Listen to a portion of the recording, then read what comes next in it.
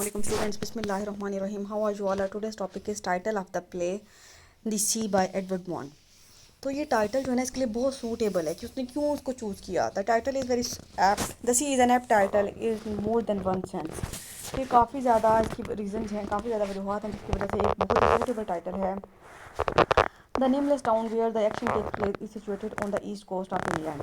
अभी जो यहाँ पे प्ले ये वाक़या हुआ है ना, वो एक ईस्ट कोस्ट का इंग्लैंड का जो है ना एक कॉर्नर है. So somehow or another people are influenced by the sea. वो जाहिर सी बात है, जब कुछ लोग जो है जिस एरिया में रह रहे होते हैं वहाँ के माहौल से वो मुतासर होते हैं. अगर कोई इंसान समंदर के किनारे रह रहा है तो वहाँ पे उसके असरात तो वहाँ के लोगों पे होंगे ही ना. The sea opens with a storm in the sea का जो आगाज़ है वो एक जो है स्टॉर्म के साथ होता है कि एक तूफ़ान आता है. The roads clashing sound the scream down the voice of poor Willy. और चीखने चिल्लाने की आवाज़ें होती हैं और जो तूफ़ान वाली आवाज़ें होती हैं, तूफ़ानी आवाज़ें होती हैं. इसके अलावा विली की चीखने की आवाज़ें होती हैं कि जो मदद के लिए चिल्ला रहा होता है, हु क्राइज फॉर हेल्प, के वो अपने दोस्त कॉलिन को बचाना चाहता है. The gloomy and menacing situation roams the whole fabric of the play. अब इतनी सैडनेस वाली सिचुएशन होती है कि ये पूरा जो वो ड्रामा का ये सीन होता है ना, उसको बहुत ज़्यादा सैडनेस वाला बना देते हैं. This is how the sea becomes the symbol of fear, danger, destruction, death and rebirth. यही वजह है कि ये जो सी होता है, ये जो समंदर होता है ना, ये मौत की, ख़तरे की और रीबर्थ की वजह बनता है. At the same time it is the fear of the people, it is the fear that people felt during the second world war. ये उस खौफ को सिंबलाइज करता है जिसमें जब सेकंड वर्ल्ड वार के दरमियान जो लोग महसूस किया करते थे. That turn them into menacing and maddening, कि इस खौफ ने उनको जो था पागल कर दिया था, उनको उनके जहनों पे सवार हो गया था. They suffer fear from an unknown enemy. उनको हर वक्त ये जो डर रहता था कि कोई भी अनजान जो है दुश्मन आके उन पर हमला कर देगा. In the larger context it's life itself is very much like the sea. इसके अलावा अगर देखा जाए तो ज़िंदगी जो है ना वो एक समंदर की तरह होती है कि बहती जाती है, बहती जाती है. In the deep and mystery it is deep and mysterious. It has its own moods, के जिस तरह समंदर के अपने मूड्स होते हैं, इसी तरह से लाइफ के भी अपने मूड्स होते हैं. एब एंड फ्लो, काम एंड स्टॉर्म, कि कभी अच्छी कभी बुरी, कभी सुकून आ जाता है, कभी तूफान आ जाते हैं, कभी खुशी आ जाती है, कभी गम आ जाता है. It kills as well as creates. ये पैदा भी करती है और मारती भी है. Man is like a sea man. इंसान जो है ना एक समंदर में सी मैन की तरह होता है. Voyaging toward the destination of his choice, जो कि अपनी मर्जी की मंजिल की तरफ जो है वो सफ़र करना चाहता है. और cheated by the society in which he lives, लेकिन या फिर वो उस जानिब सफ़र करता है जहाँ जिस वे में उसको सोसाइटी लेके चल रही होती है या जो उसके लक में लिखा होता है. The voyage of life is uncertain like any voyage on the sea. अब ज़िंदगी का जो सफ़र है वो भी समंदर के सफ़र की तरह है. कहीं पे भी ख़त्म हो सकता है, कहीं पे भी आपका एंड हो सकता है कि हमारी ज़िंदगी की सांसें जो हैं कभी भी पूरी हो सकती हैं.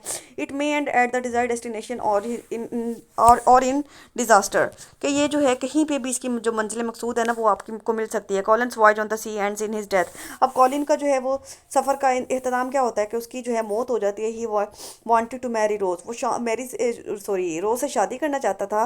But death terminates the voyage before the arrival on the shore. लेकिन उसके साहिल तक पहुंचने से पहले ही उसकी जो मौत थी वो उसने उसके सफ़र को मुकम्मल कर दिया और उसकी ये ख्वाहिश पूरी ना हो सके. Even among the characters in the play is the most intimate with the sea. अभी जितने भी करेक्टर्स हैं ना उनमें सबसे ज़्यादा जो इवन है ना वो सी के साथ, समंदर के साथ अटैच है, क्योंकि वो उसके किनारे पे एक कॉटेज में रहता है. He is living alone in a hut on the beach. वो एक छोटी सी झोंपड़ी में जो में साहिल पे रह रहा है. ही इज़ अ कीन ऑब्जर्वर. वो हर वक्त जो है समंदर का मुशाहिदा करते हैं. So he knows a lot about the behaviour of the sea. इसलिए वो समंदर के बारे में बहुत ज़्यादा जानता है.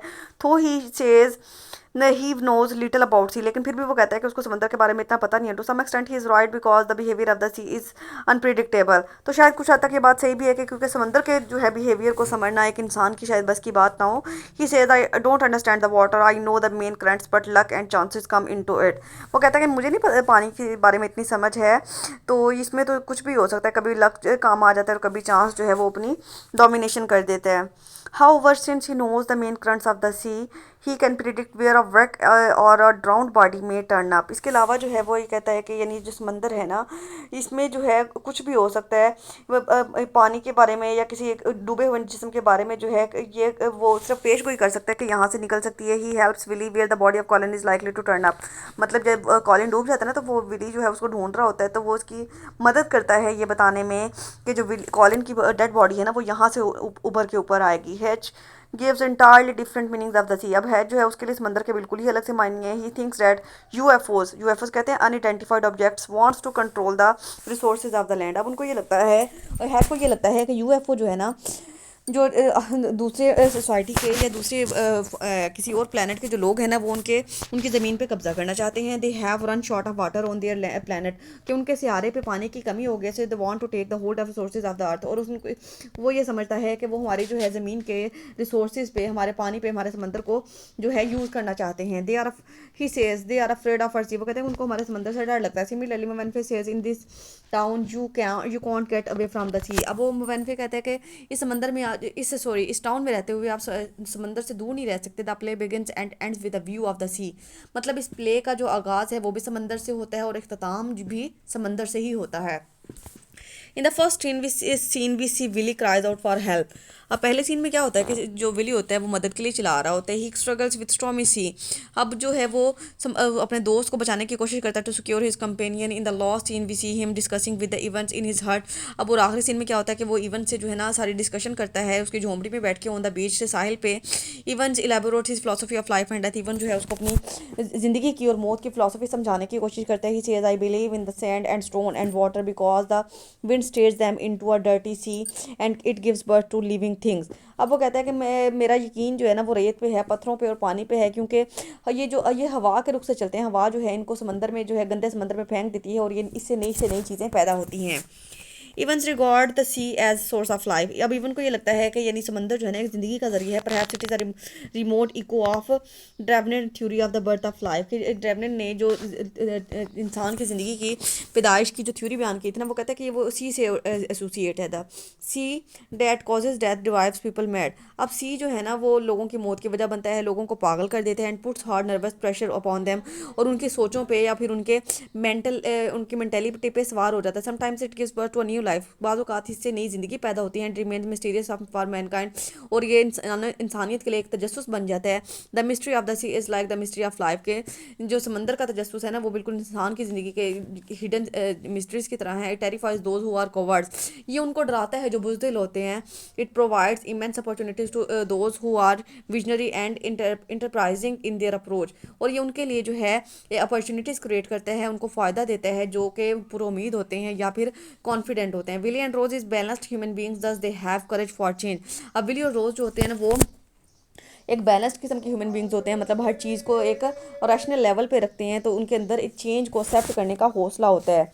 The play has some marked similarities with Shakespeare. के इस प्ले की कुछ खसूसियात ऐसी हैं जो कि जिसमें जो है ना शेक्सपियर के प्ले से मिलती है। जैसे कि हमने द टेम्पेस्ट प्ले पढ़ा था, confessing his indebtedness to Shakespeare. Bond says के उसमें भी तूफान का जिक्र था ना, इसमें भी तूफान है।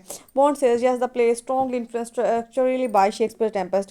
के बॉन्ड खुद कहता है कि ये जो है ना उसने टेम्पेस्ट के शेक्सपियर के जब प्ले टेम्पेस्ट था उससे इंप्रेस होकर इसको लिखा है। I even have it start with the storm too, कि मैंने भी इसका आगाज़ जो है वो समंदर से किया है, क्योंकि उस ड्रामा का आगाज़ भी समंदर से होता है। वो पंजाब यूनिवर्सिटी के सिलेबस में तो नहीं था, लेकिन एम इंग्लिश पार्ट 1 में सरगोदा यूनिवर्सिटी के सिलेबस में होता है। Again referring to the storm in the sea he says, फिर दोबारा वो एक तूफान की बात करता है समंदर में। The storm is at the sea is to image the storm in the draper shop. के वो कहता है कि यानी वो जो तूफान समंदर में आया था ना, वो ही तूफान वैसा ही एक तूफान जो है ना वो दर्जी की दुकान में भी आता है। वो कौन सी कब आता है बोला, जब वो उसका जो है ऑर्डर जो है मिसेस राफे जो होती है ना कैंसिल कर देती हैं, उससे पहले पर्दे मंगवाती हैं और फिर कहती हैं कि मैं उनको नहीं खरीदूंगी, तुम वो एक अच्छे आदमी नहीं हो। The storm in the draper shop occurs in the form of Hatch annoyance at Mrs Rafi refusal to purchase the clothes. कि जब मिसेस राफे उसके पर्दों को खरीदने से इनकार कर देती हैं। शी हैड ऑर्डर, कि जो उसने ऑर्डर किए थे, the altercation between the two and Hatch's onslaught on Mrs Rafi, तो उनके दरमियान एक बहुत बड़ा झगड़ा हो जाता है। Through this play Bond wants to show the ability of human beings to survive in the worst. अब के इस प्ले के ज़रिए बॉन्ड जो है ना वो हमें ये बताना चाह रहा है कि इंसान जो है किस तरह से बुरे हालात में भी सर्वाइव करने की काबिलियत रखते हैं। टू रिटेन देयर ऑप्टिमिज्म, अपनी उम्मीद को जो है अपनी उम्मीद का दामन हाथ से नहीं छोड़ते हैं। Not to be brought down by injustice of the world, और ना ही वो दुनिया की नाइंसाफ़ियों या ज़्यादतियाँ उनको जो है गिरा सकती हैं। So the sea is more than one way symbolic of the society and the action that occurs in the play. तो इसलिए ये जो इसमें हर चीज़ जो है ना वो समंदर से अटैच है, तो इसी वजह से उसने इसका जो टाइटल था ना वो सी चूज़ किया था। The sea is there for an apt title for the play. तो हम ये कह सकते हैं कि ये जो उसने टाइटल इस ड्रामा के लिए चूज़ किया है वो बिल्कुल सूटेबल है, बिल्कुल एप्ट है, बिल्कुल मुनासिब है। आई होप तो कि आपको लेक्चर समझ आ गया। कोई भी कन्फ्यूजन हो तो मुझसे पूछ लीजिएगा। अल्लाह हाफ़िज़।